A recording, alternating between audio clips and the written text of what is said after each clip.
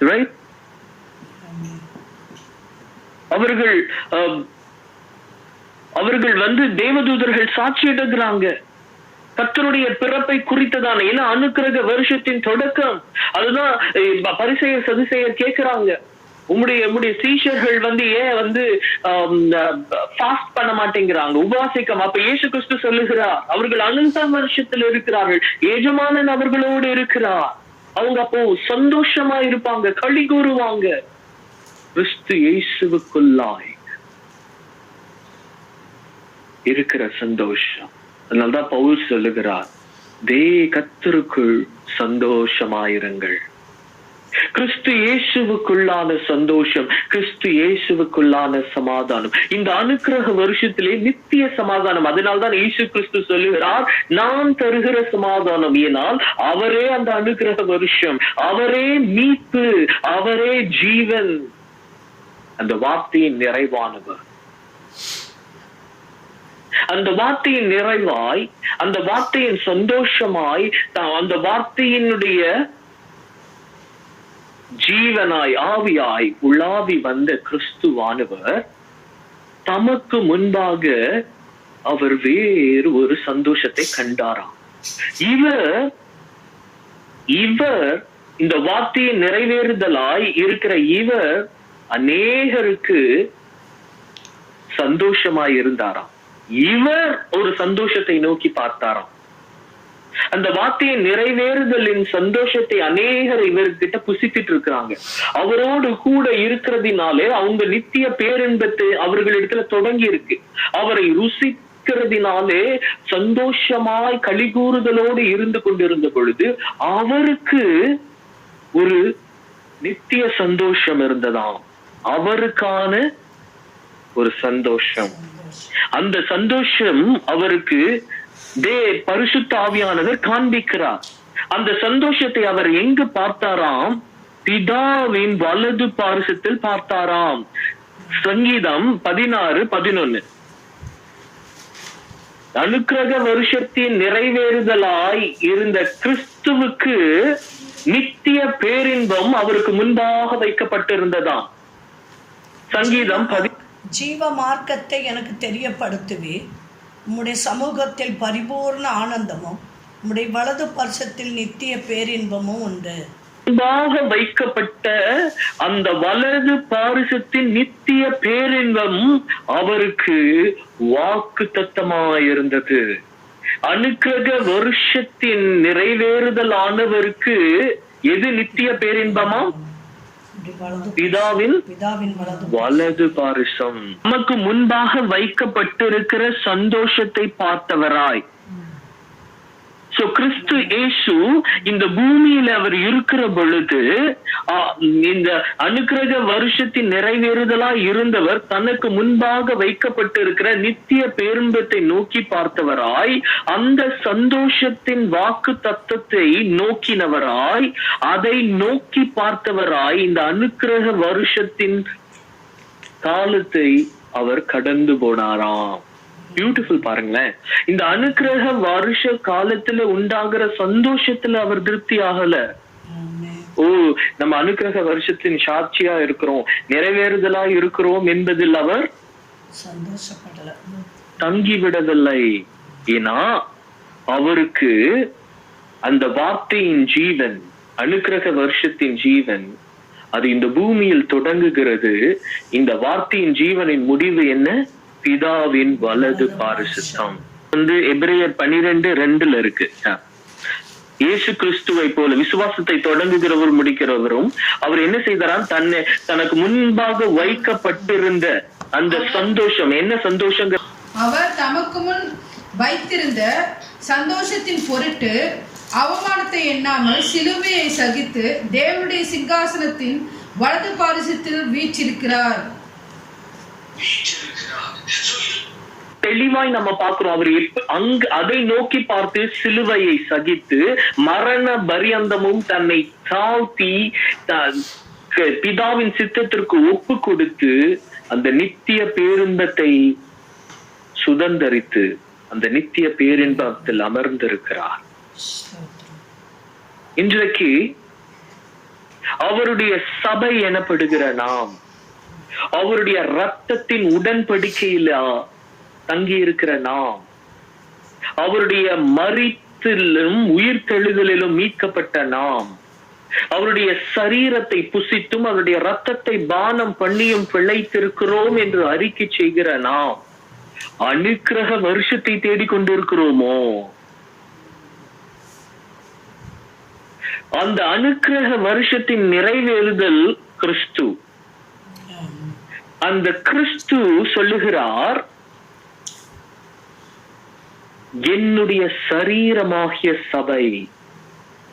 இப்போ கிறிஸ்துவின் மேல் இருந்த ஆவியானவர் தம் சரீரமாகிய சபையின் மேல் இறங்கி வருகிறார். அந்த வார்த்தையின் நிறைவேறுதல் கிறிஸ்து.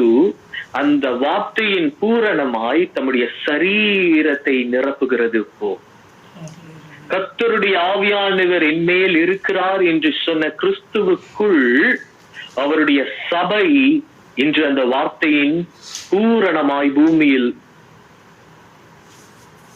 உலாவி வருகிறது. இன்று கிறிஸ்துவின் சபையின் மேல் கர்த்தருடைய ஆவியானவர் இறங்கி வந்திருக்கிறார்.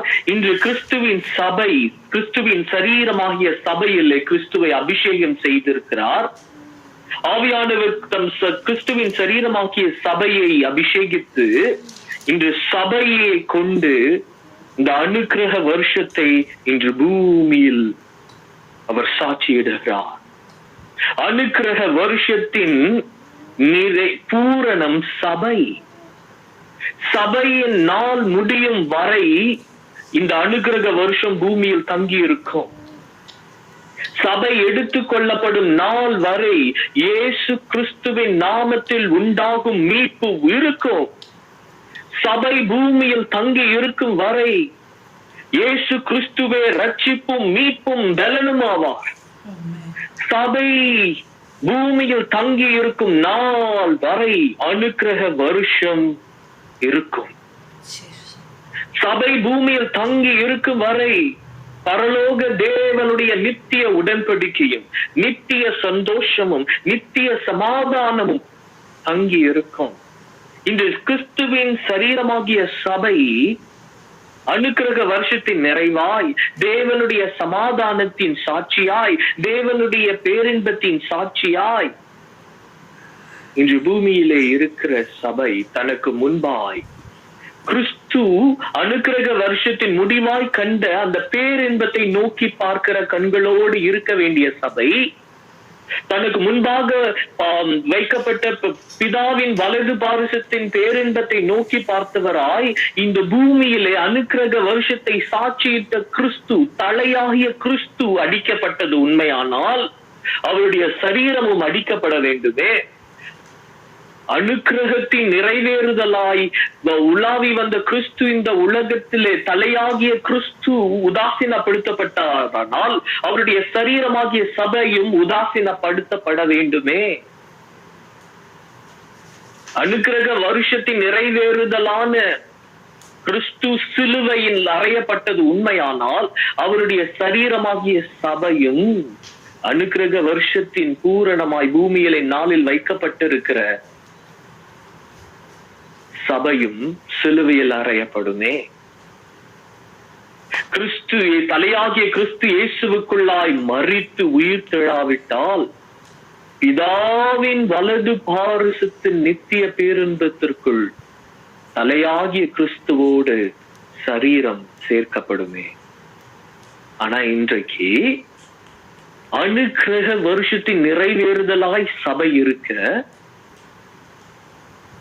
கிறிஸ்துவுக்குள்ளான அந்த நிறைவேறுதல் தானே அவருடைய சரீரமாகிய சபையின் அடையாளம். இன்னைக்கு நம்ம அனுக்கிரக வருஷத்தை மனுஷருடைய நாள்ல தேடிட்டு இருக்கோம். இந்த வருஷம் நல்லா இருக்குமா, இந்த மாசம் நல்லா இருக்குமா, அந்த மாசம் நல்லா இருக்குமா, 20 வருஷம் நல்லா இருக்குமா, இந்த ராஜ்யம் நல்லா இருக்குமோ.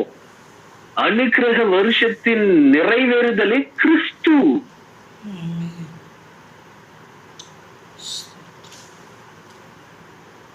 அனுக்கிரக வருஷத்தின் மீட்பே கிறிஸ்து. அவர்கள் ரோம ராஜ்யத்திலிருந்து எங்களை விடுதலை ஆக்குவீரோ என்ற மனுஷர் கண்களினாலே அவர்கள் பார்த்த விடுதலை அவர்களுக்கு உண்டாகவில்லை. ஆனால் மனுஷன் தோன்றின நாள் முதல் எந்த மனுஷனுக்கும் உண்டாகாத ஒரு விடுதலையை அவர் செய்கிறார். பாவத்திலிருந்தான உண்டான பாதாளத்தை மேற்கொள்ளுகிற விடுதலை, பாவத்தின் கொடுக்காகிய மரணத்திலிருந்து உண்டாகிற விடுதலையை அவர் பிரசங்கித்துக் கொண்டிருக்கிறார். அவர் ரட்சிப்பாய் வெளிப்பட்ட பொழுதும் இஸ்ரவேலின் நித்திய ரட்சிப்பு வெளிப்படுகிறது. அவர்கள் மாம்ச ரட்சிப்பை நோக்கி பார்த்து அவரை தள்ளி போட்டார்களாம்.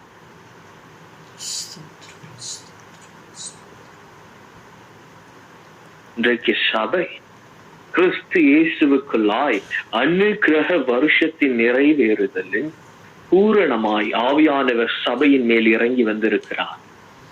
கிறிஸ்து இயேசுவுக்குள் நிறைவேறின அந்த வார்த்தை அவருடைய சரீரத்திற்குள் பூரணமாகிறது. இன்று அதே வார்த்தை தம் சரீரத்தில் தேவன் நிறைவேற்றி கொண்டிருக்கிறார். கர்த்தருடைய ஆவியானவர் என் மேல் இருக்கிறார். கிறிஸ்து இயேசுவின் சபை, கிறிஸ்து இயேசுவின் சரீரமாகிய சபை, கிறிஸ்து இயேசுவின் உடன் சுதந்திரவாளியான சபை. இன்றைக்கு நம்ம அவருக்கு வெளியில எங்களுக்கு இந்த வருஷம் நல்லா இருக்குமா, எங்களுக்கு இது கிடைக்குமா அது கிடைக்குமா, நீ அல்லவா அந்த வார்த்தையை நிறைவேறுதல். சபையே, நீ அல்லவா பூமிக்கு அனுக்கிரக வருஷத்தின் நிறைவேறுதலின் சாட்சி. சபையே, நீ அல்லவா பூமிக்கு கட்டுண்டவர்களின் விடுதலை. கிறிஸ்து உன்னை கொண்டு அல்லவா தம்முடைய விடுதலையை இந்த உலகத்திற்கு சாட்சியிடுகிறார்.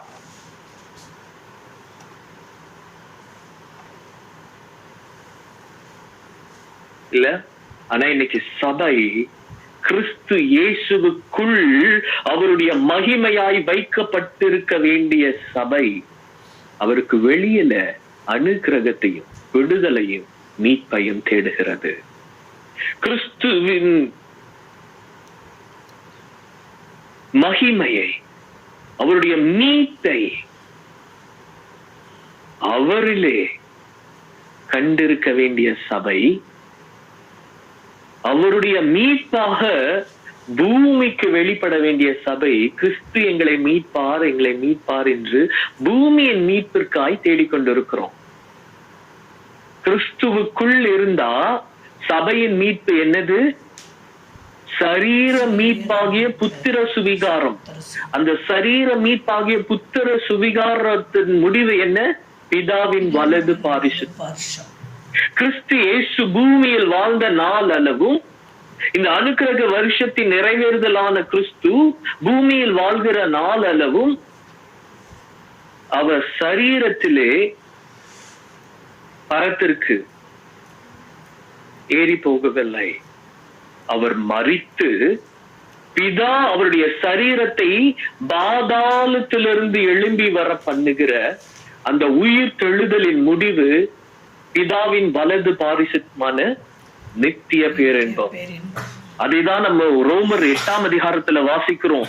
இன்றும் கிறிஸ்து இயேசுவின் சரீரமாய் அவருக்குள் கட்டி எழுப்பப்படுகிற, அவருடைய மாம்சத்தையும் இரத்தத்தையும் பானம் பண்ணி அவருக்குள் ஒன்றாயிருக்கிற சபையும் கிறிஸ்து இயேசுவின் சரீர மீட்பின் முடிவிலே அவர் பரத்தின் ஏறி பிதாவின் வலது பாரிசத்தில் அமர்ந்திருக்கிற அவரோடு கூட நாம் காணப்படும்படி ரோமர் 8:23-25.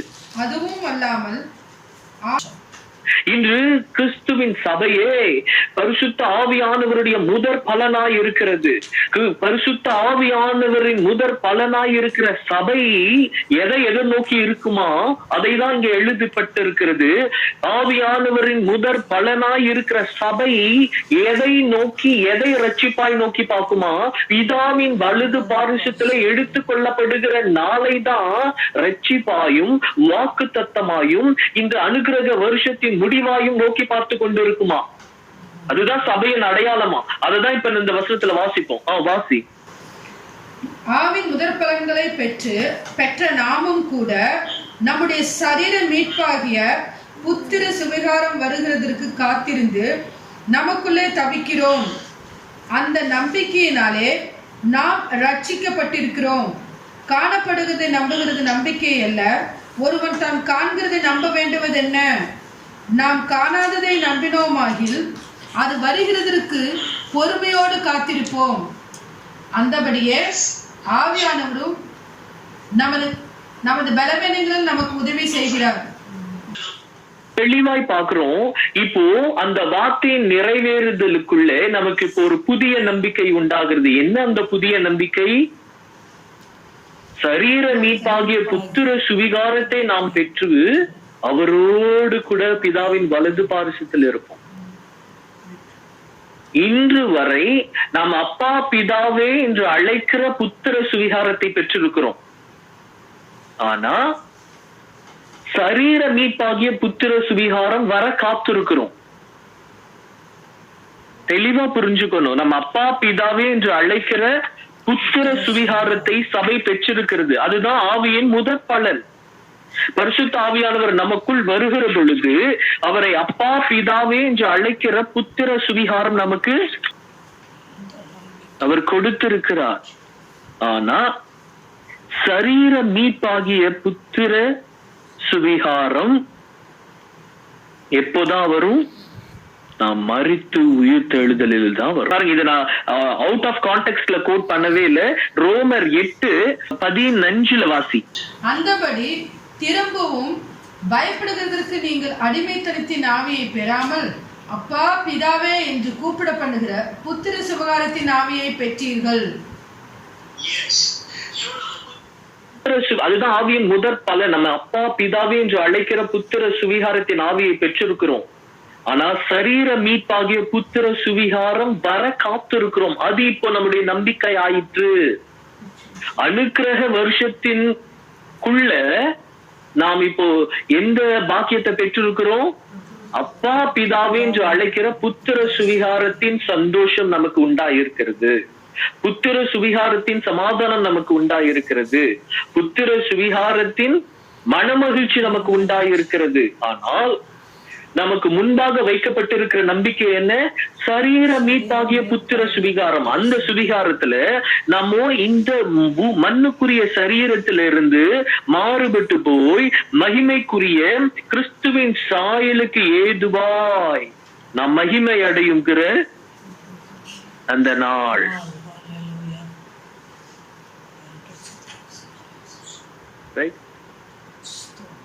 அந்த நாளுக்காய் காத்திருக்க வேண்டிய சபை இன்றைக்கு அவருக்கு வெளியில நம்முடைய ரட்சிப்பையும் மீட்பையும் சமாதானத்தையும் தேடிக்கொண்டிருக்கிற அவல நிலை. இந்த வருஷம் எப்படி இருக்கும்? இனி வருகிற நாட்கள் எப்படி இருக்கும்? சபையே உன் எதிர்காலம் பிதாவின் வலது பாரிசம். சபையே உன் எதிர்காலம், உனக்கு முன்பாக வைக்கப்பட்டிருக்கிற நித்திய பேரின்பம். இந்த பூமியில் நீர் வாழ்கிற நாட்களிலே பரிசுத்த ஆவியானவரினாலே உண்டாகிற சமாதானம் உனக்கு இருக்கிறது உண்மை. இந்த பூமியிலே நீ இந்த அனுக்கிரக வருஷத்திலே உனக்கு கிறிஸ்து இயேசுவுக்குள்ளான சந்தோஷம் உண்டு, உண்மை. ஆனால் உனக்கு உன்னுடைய நம்பிக்கையோ, அனுக்கிரக வருஷத்தின் சாட்சியாயிருக்கிற சபையின் நம்பிக்கையோ சரீர மீட்பாகிய புத்திர சுவிகாரம்.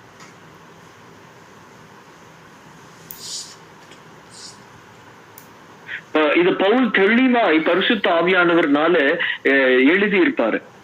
ஐ திங்க் அது 1 கொரிந்தியர்ல இருக்கு. நம்ம 2 கொரிந்தியர் 5ஆம் அதிகாரத்துல எடுத்து பார்த்தோம்னா இதுதான் நமக்கு முன்பாக வைக்கப்பட்டிருக்கிற நம்பிக்கை.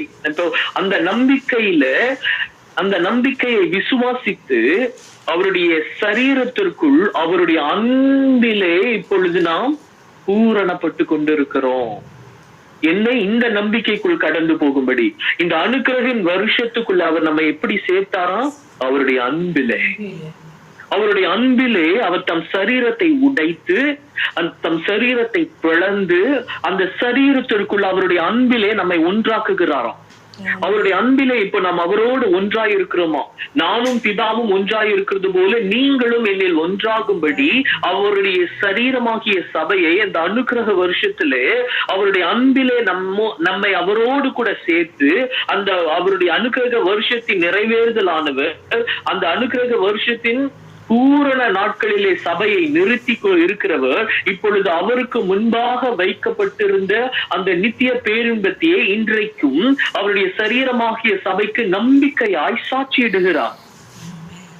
அதுதான் இங்க பரிசுத்த ஆவியானவர் 2 கொரிந்தியர் 5ஆம் அதிகாரம் வாசி. பூமிக்குரிய கூடாரமாகிய நம்முடைய வீடு அழிந்து போனாலும் தேவனால் கட்டப்பட்ட கைவேலை இல்லாத நித்திய வீடு பரலோகத்திலே நமக்கு உண்டென்று அறிந்திருக்கிறோம். ஏனெனில் இந்த கூடாரத்திலே நாம் தவித்து நம்முடைய பரம வாசஸ்தலத்தை தரித்துக் கொள்ள மிகவும் வாஞ்சியுள்ளவர்களாய் இருக்கிறோம். தரித்து கொண்டவர்களானால் நிர்வாணிகளாய் காணப்பட மாட்டோம். இந்த கூடாரத்தில் இருக்கிற நாம் பாரம் சுமந்து தவிக்கிறோம். இந்த போர்வையை களைத்து போட வேண்டும் என்று விரும்பாமல் மரணமானது ஜீவனாலே விலகப்படுவதற்காக போர்வை தரித்தவர்களாய் இருக்க வேண்டும் என்று விரும்புகிறோம். இதற்கு நம்மை ஆயத்தப்படுத்துகிறவர் தேவனே. ஆவி என்னும் அச்சாரத்தை நமக்கு தந்தவரும் அவரே. தேவன் யாரா? நம்மேல் இருக்கிற ஆவியானவர். அதுதான் வாசிக்கிறோம். நாம் தரிசித்து நடவாமல் விசுவாசித்து நடக்கிறோம். இந்த தேகத்தில் குடியிருக்கையில் கர்த்தரத்தில் குடியிராதவர்களாய் இருக்கிறோம் என்று அறிந்தும் எப்பொழுதும் தைரியமாய் இருக்கிறோம். இடத்தில் நல்லா புரியுங்க, 2த்துக்கும் வித்தியாசம் உண்டு. இந்த தேகத்துல நாம இருக்கும்போது கர்த்தர் நம்மிடத்தில் இருக்கிறார். அதுதான் 5வது வசனம் சொல்லுது. தேவன் நம்மிடத்தில் இருக்கிறது தான் அனுக்கிரக வருஷம். தேவன் நம்மோடு இருக்கிற அந்த அனுக்கிரக வருஷத்தின் நிறைவேறுதலில் பூரணத்திற்குள் இருக்கிற சபை கர்த்தரிடத்திலே நம்ம போவோம். கர்த்தரிடத்துல போகிற வாசஸ்தலம் என்ன? பிதாவின் வலது பாரிசம். அப்ப சபையின் நம்பிக்கை என்ன? நான் இங்க இருக்கும்போது இந்த பூமியின் அனுக்கிரக வருஷத்தில் இருக்கும் பொழுது கர்த்தருடைய ஆவியானவர் என் மேல் இருக்கிறார், கர்த்தர் என்னோடு இருக்கிறாரு. ஆனா நான் கர்த்தரிடத்துல இல்ல. கர்த்தர் எங்க? பிதா, பரலோகம். அப்ப கர்த்தரிடத்தில் நான் இல்லை என்பதை அறிந்து வாசி. நாம் தைரியமாகவே இருந்து இந்த தேகத்தை விட்டு குடிபோகவும் கர்த்தரிடத்தில் குடியிருக்கவும் அதிகமாய் விரும்புகிறோம். பிதாவின் வலது பாரிசம், நித்திய பேரின்பம். எஸ், தேவன் நம்மோடு இருக்கிறார். பரிசுத்த ஆவியானவரை பெற்றிருக்கிறவனுடைய அடையாளமே என்ன தெரியுமா? அவனுடைய நம்பிக்கை என்னவா இருக்கும்? சரீர மீட்பாகிய புத்திர சுவிகாரம். அவனுடைய கண்கள் எங்க இருக்கும்? பிதாவின் வலது பாரிசம். அவனுடைய சந்தோஷம் என்னவா இருக்கும்? அவர் பிதாவின் வலது பாரிசத்தில் இருக்கிற நித்திய பேரின்பமா இருக்கும். ஒருவன் பரிசுத்த ஆவியானவரை பெற்றிருக்கிறேன் என்று சொல்லுவான். எல்லாம் வேதத்தின்படி பரிசுத்த ஆவியானவர் அவனை அப்படி நடத்துவார். அதாவது தெளிவா இருக்கு. நமக்கு பரிசுத்த ஆவியானவரை தந்து அதை நமக்கு நடத்துகிறாராம். பரிசுத்த ஆவியானவரை பெற்றிருக்கிறேன் என்று சொல்லுகிற எவனும் சபையோ, நாங்கள் பரிசுத்த ஆவியானவர் எங்கள் மேல் இருக்கிறார் என்று சொல்லுகிற சபை இந்த பூமிக்கு கிறிஸ்துவை ரட்சிப்பாய் அறிவிக்கும். அது தன் நம்பிக்கையாய் பிதாவின் வலது பாரிசத்தை நோக்கி இருக்கும். இந்த பூமியில அது ரட்சிப்பை தேடாது. கிறிஸ்துவின் சபைக்கு பூமியில் ரட்சிப்பு இல்லை. கிறிஸ்துவின் சபைக்கு பூமியிலே சிலுவை மரணம். ஆனால் கிறிஸ்துவின் சபை இந்த பூமிக்கு ரட்சிப்பாயிருக்கும். கிறிஸ்துவே இந்த ரட்சிப்பு, கிறிஸ்துவே அந்த மீட்பு. வா, இந்த சத்திய வார்த்தைகள் எத்தனை பயங்கரமா இருக்கு. நம்ம தேவனை விட்டு வெளியில் இருக்கிறோம் என்கிறதை வெளியரங்கமாக்குற, நிர்வாணமாக்குற கர்த்தருடைய சத்தியம். இன்று சபையின் நிலை எத்தனை அகோரமாய் இருக்கு. தேவன் ஆகிய கிறிஸ்துவுக்குள் இந்த உலகத்திற்கு வெளிச்சமாய், நீங்களே உலகத்திற்கு வெளிச்சமாயும் உலகத்திற்கு உப்பாயும் இருக்கிறீர்கள். அவர் அறிவித்தார். இன்று கிறிஸ்துவின் சாட்சியாய் கிறிஸ்துவை வெளிப்படுத்தும்படி கிறிஸ்துவின் ஆவியானவர் சபையின் மேல் இருக்கிறார். கிறிஸ்துவின் அபிஷேகத்தினால் சபை நிரப்பப்பட்டிருக்கிறது. அனுக்கிரக வருஷத்தின் நிறைவேறுதலின் கிறிஸ்துவின் பூரணம் சபை அல்லவா? நான் இன்றைக்கு அவருக்கு வெளியில நின்று கொண்டு அவர் எங்களுக்கு ஆகாரம் தருவார், அவர் எங்களுக்கு விடுதலை தருவார். சபையே, நீ உலகத்திற்கு விடுதலை சாட்சியிட அழைக்கப்பட்ட உன்னுடைய விடுதலை சரீர மீட்பாகிய புத்திர சுவிகாரம். கிறிஸ்து இயேசுவே உன் ரட்சிப்பாயிருப்பார். சபையின் ரட்சிப்பு என்ன தெரியுமா? கிறிஸ்து இயேசுவுக்குள் இருப்பதுதான் அதன் ரட்சிப்பு. சபையின் பரிசுத்தம் என்ன தெரியுமா? கிறிஸ்து இயேசுவுக்குள் இருப்பதுதான் அதன் பரிசுத்தம். சபையின் சமாதானம் என்ன தெரியுமா? கிறிஸ்து இயேசுவுக்குள் இருப்பதுதான் அதன் சமாதானம். இன்றைக்கு நாம கிறிஸ்துவின் சபையாய் கிறிஸ்து இயேசுவுக்குள் இருக்கிறோமோ? அனுக்கிரக வருஷத்தின் நிறைவேறுதலின் முடிவு சபையின் முடிவு நாள் தான். காலம் இல்ல, கர்த்தருடைய நாள். இன்றைக்கு நாம் தேவனை அறிந்திருக்கிறோமா? கிறிஸ்து இயேசுவுக்குள் நம்மை நாம் காண்கிறோமா? கிறிஸ்து இயேசு அவருக்குள் நம்மை காண்கிறாரா? நாம் நம்மை அவருக்குள் காண்கிறோமா? இயேசு நம்மை அவருக்குள் காண்கிறாரா? இந்த ரெண்டு கேள்வி நமக்கு முன்பாக இருக்கிறது. நான் என்னை அவருக்குள் காண்பேனானால் என்னுடைய கண்கள் பிதாவின் வலது பாரிசத்தை நோக்கி இருக்கும்.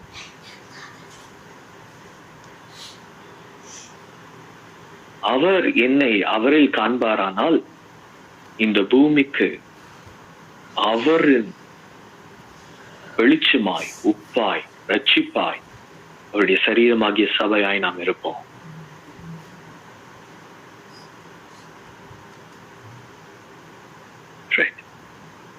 கர்த்தராகிய தேவன் இந்த வார்த்தைகளை கொண்டு தெளிவாய்,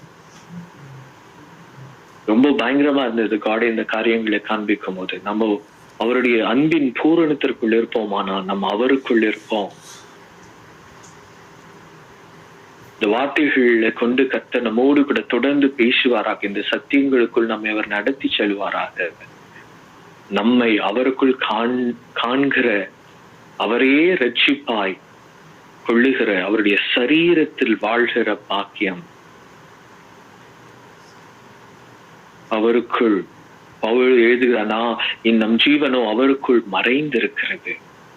நான் அல்ல, அவரே என்னில் பிழைத்திருக்கிறார். கர்த்தர் இந்த வார்த்தைகளை நமக்கு ஆசீர்வதிப்பார்கள்.